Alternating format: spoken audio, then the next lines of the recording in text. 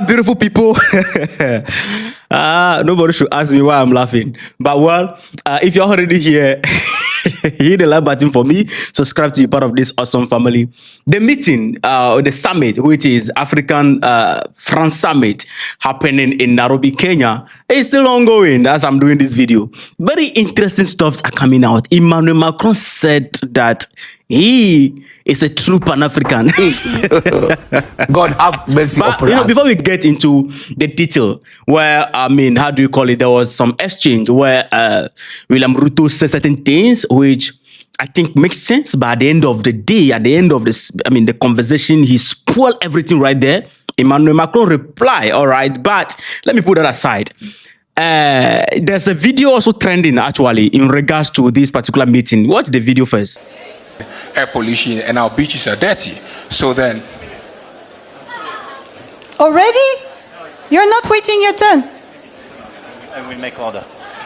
Excuse me, everybody. Hey. I'm sorry, guys. But it's impossible to speak about culture, to have people like that, super inspired, coming here, making a speech with such a noise. So this is a total lack of respect. So I suggest, if you want to have bilaterals or speak about somebody else, something else, you have bilateral rooms or you go outside. If you want to stay here, we listen to the people. And we play in the same game, okay? Thank you. First of all, hey, I'm sorry, guys. You can't come here and then you're not liking my videos. God have mercy upon us. But anyway, family, this video in particular, a lot of people mistook or misunderstood what Emmanuel Macron was doing. People think that Emmanuel Macron was actually shouting our brother who is in the culture dress as talking about culture. That wasn't the case. What happened is that our brother was talking about culture. And he was making a very serious point. But all of a sudden, the people were making noise in, at the background. There's one thing about us Africans. When a white man is standing before us and talking, then we go too. We are cool. We relax and we are listening attentively. But if it's our brother, then it looks like we don't pay attention, right? So that was kind of what was happening. So the people were making noise and doing their all kind of things. And then he came and he was like, no, we cannot have a brother supercharged, coming here, a brother like this one, in the cultural attire, coming here and talk about culture, and people will not be listening. So if you want to have any other conversation which is not part of this particular program, then be outside, don't be here. So hey, everybody keep quiet.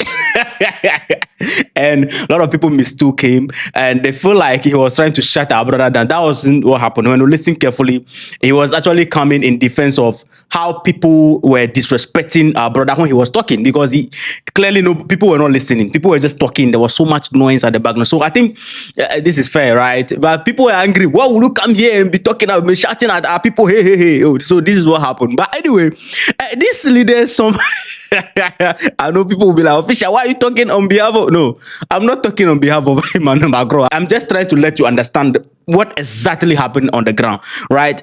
Somehow, anyhow, these guys, I don't know what they were trying to do. But before the meeting starts, somehow, anyhow, they were playing football.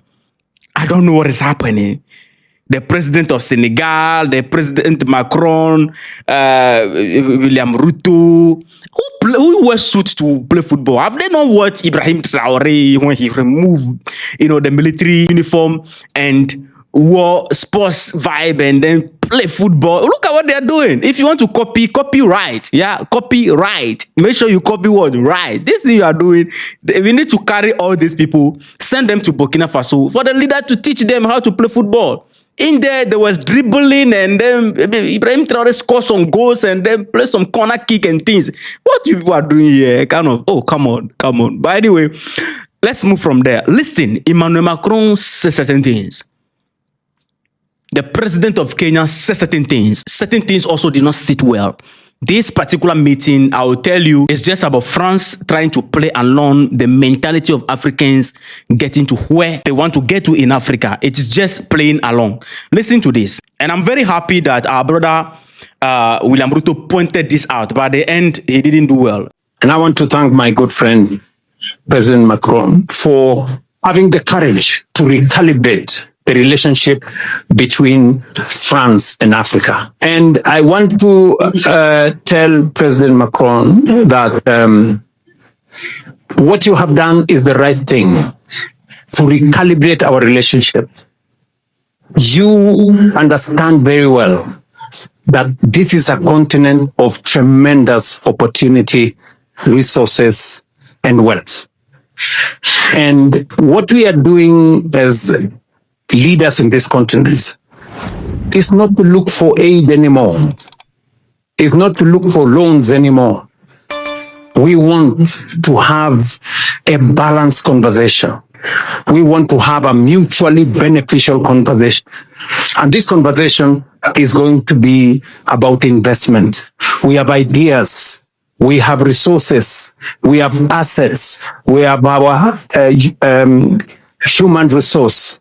And we are ready to engage in a manner that is beneficial to France and is beneficial to us. We no longer want a relationship that is one-sided. And this is why this France-Africa summit in Nairobi is different. We are shifting. The reason why it is being held in an Anglophone country is because we want inclusivity. We want those of us who are Anglophone to feel as part of this relationship as those who are Francophone. We want a fair credit rating mechanism that does not disadvantage our economies. Number two, we want to make sure that the global financial architecture respects the voice of 1.4 billion people living in this continent. For far too long, we were part of others. We do not want to be part of others. We are a people. We are nations. And I know that President Macron is going to stand with us. I normally tease him and I normally tell him when he speaks, he's the only person in the G7 who speaks the language of Africans. What? I mean, the point that the President Ruto made is clear, beautiful. This is what we want actually. We no longer want aid, loans, and things like that. All right, but we want inclusivity. We want mutual respect, mutual agreement that will benefit both the person coming to have the deal with us and those of us who will be part of the deal. And so that is what we want, respect for African sovereignty. But to say that Emmanuel Macron is the only person in the G7 that speaks the language of Africa is completely not correct. Emmanuel Macron doesn't speak the language of Africa. No, because you see, they've been somehow anyhow misled when Emmanuel Macron said this. We are the true Pan-Africanists. We believe that Africa is a continent. That's crazy. When Emmanuel Macron said this, it made them feel some way. What Emmanuel Macron was speaking in the context of the fact that the translation didn't do justice for me. According to what he said that they are the true Pan-Africanists and they believe that Africa is one continent. And so he was talking in respect to the division, how we have the Sahel region and all that. It's trying to create some kind of things like those alliances shouldn't be entertained kind of thing. You understand? So we are supposed to be together. Emmanuel Macron today. But 2023 thereabout, this is what Emmanuel Macron said. Listen to this. About Pan-Africanism, listen. Because if we forget it today, and if we give in to the arguments of this bizarre alliance of so-called Pan-Africans with the neo-imperialists, we live among the mad. The translation didn't do justice for me here also. Forgive me. But what he said, when the French version, Emmanuel Macron said that if we give in to this argument of this fake Pan-Africanism or fake Pan-Africanism in confrontation of neo-colonialism thing, we are living among the fool, or we are living with the fools. That is what he said right there. But the translation didn't do justice for me. And that is not all. He went on and became worse when Emmanuel Macron said this to Pan-Africanism. Dialogue with Africa cannot be held hostage by a contemporary, well-intentioned Pan-Africanism that somehow uses a post-colonial discourse while having backing from today's imperialists. And so this kind of combination of fake intellectuals manipulating social networks, using the disarray of youth and the interests of Russia or others in Africa, let's be clear-eyed, but let's not give in. According to him, this idea of Pan-Africanism, this discord of neocolonialism and imperialism and the things is, Russian idea. Is about pushing Russian idea, according to Emmanuel Macron. And they are using the social media to, he's talking about the Pan-Africans and all that, who stand against this colonialism and neocolonialism and kind of colonial structures in Africa. This man said this years ago, and today, because he said, we are the true Pan-Africanists in Kenya, the Kenya president is telling us today that in the G7, he is the only person that speaks the language of Africa. Nobody in the G7 speaks the language of Africans. That is one thing that William Ruto should understand and have some peace. Now, Emmanuel Macron replied to this beautiful argument of William Ruto, where he said that we no longer want aid, we no longer want loans and all that. We want to have inclusivity or inclusive relationship, bilateral relationship, respect from both sides. This is what Emmanuel Macron said in response to that. Why did this continent need to change? Normally, this type of summit would have started with a meeting between African French or African European leaders. And the European French leaders would have come and explained to the African leaders and maybe vaguely to civil society, we have looked at your situation, here is what is good for you, we will help you. And I believe that this is no longer what Africa needs or wants to hear. The president said it very well yesterday. He said, we don't want that anymore. We don't need you to help us. And that's good because we no longer fully have the means either, if we're being realistic.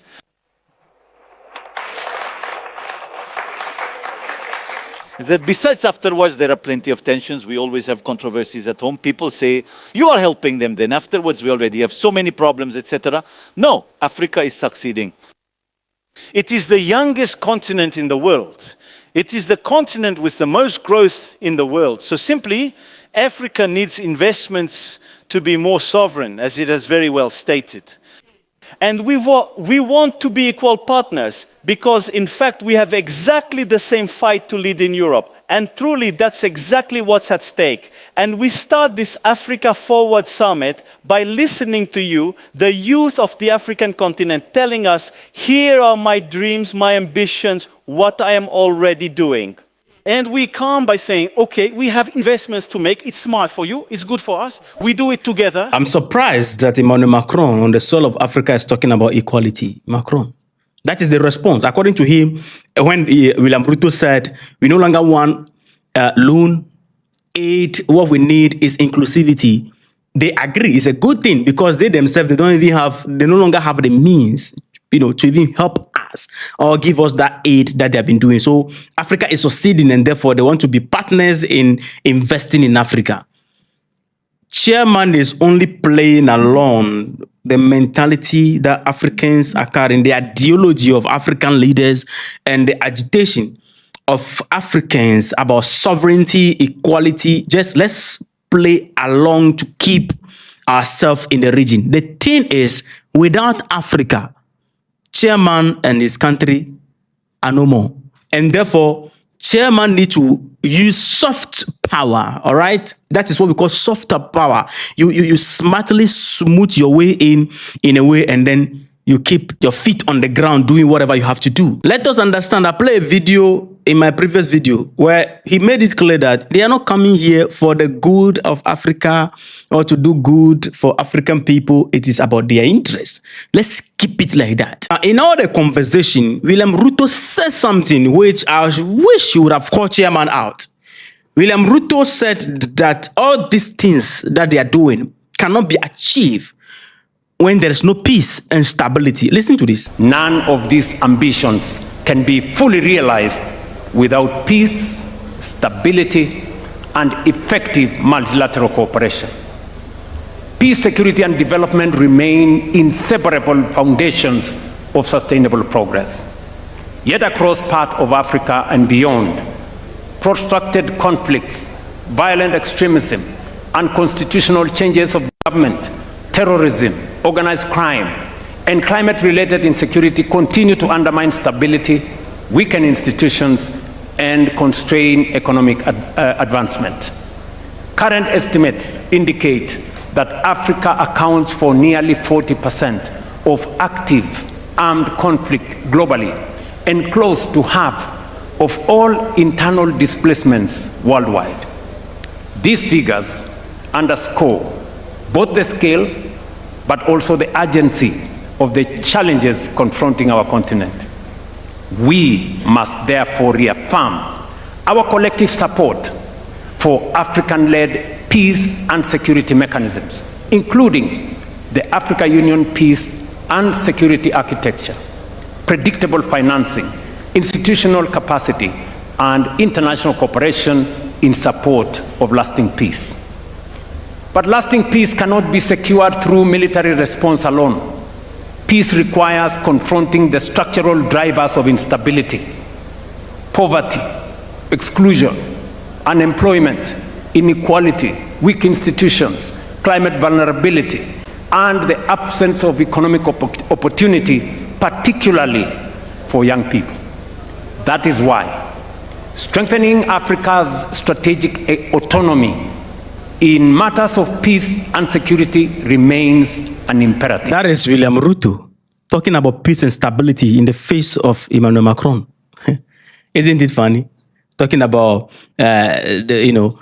unconstitutional government, undermining, how do you call it, security. And when democratic government were there, together with France, when they were there together with France, the troops of France there, was peace there?